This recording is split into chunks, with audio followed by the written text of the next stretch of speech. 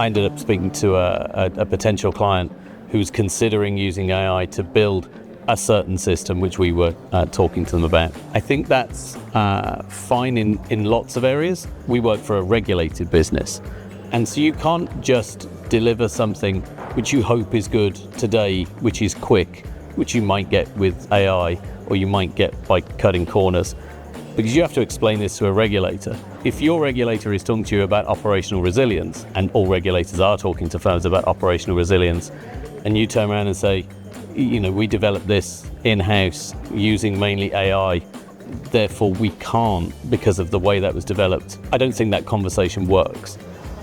If you buy your software and your solutions from a firm who has been doing this for a long time, who does this regularly, is already serving regulated clients in multiple jurisdictions, well, now you have an answer, and now you have a solution to your problem.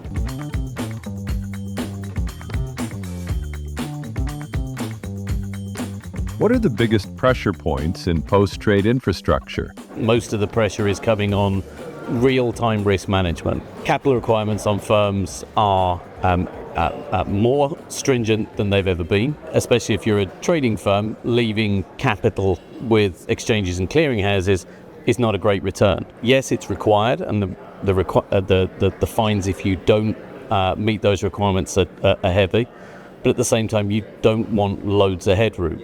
So to have that information in real time is a real request that Avenir and I are hearing from the market. What problems does Avenir solve? The big advantage of Avenir not being one of the really large-scale providers is the ability to be nimble, the ability to be quick. Some of the conversations we're having with people who have providers already, which we're not looking to move out and replace, is how can we work with those providers to solve the problems that you have, whether that's real-time risk management, whether that's real-time exposure, something that you can provide onwards within your ecosystem quickly and easily, when maybe another provider will have to release that as part of a major release to all of its clients. What is different about the Avenir risk process? The people who've developed them are people from market infrastructure. And I found this being on the other side. Sometimes what you find with your technology providers is you end up explaining a lot of what you do as a business, and there's a really long consultation period to understand that prior to delivery. The advantage that Avenir has is that the founders and the people that work there and develop the tools have worked in the industry.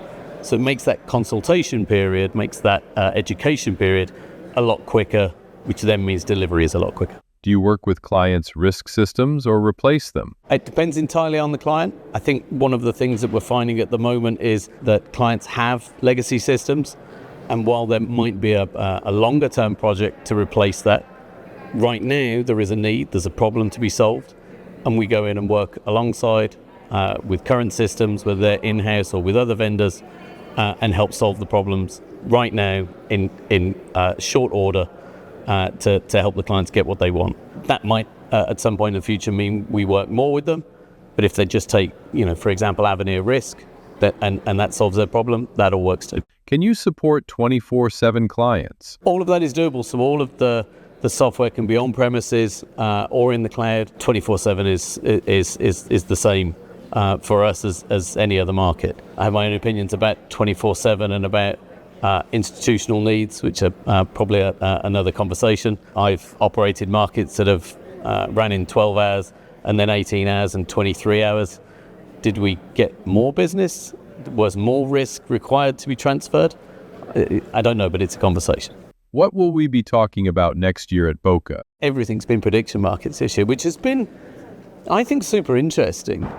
I think I was quite surprised by the pushback on the exchange leaders panel this morning, with some of the pushback to Tarek, who was the only representative of prediction markets, about, is this a financial product, is this risk management, or is this betting? And I thought he spoke very well about the parts of those markets that are applicable to us. I still have, I think personally, a lot of reservations about whether sports events, prediction markets, have anything to do with a regulated market, with a DCM, with a DCO. But if that's a decision, that's a decision.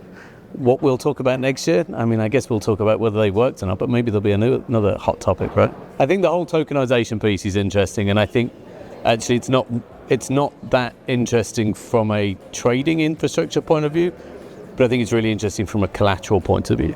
I think there are multi-year problems that will need to be solved for that to work, but I've no doubt that we'll get there, and of course my old boss Don Wilson with the guys at Canton are going to help a lot of people solve those, I think.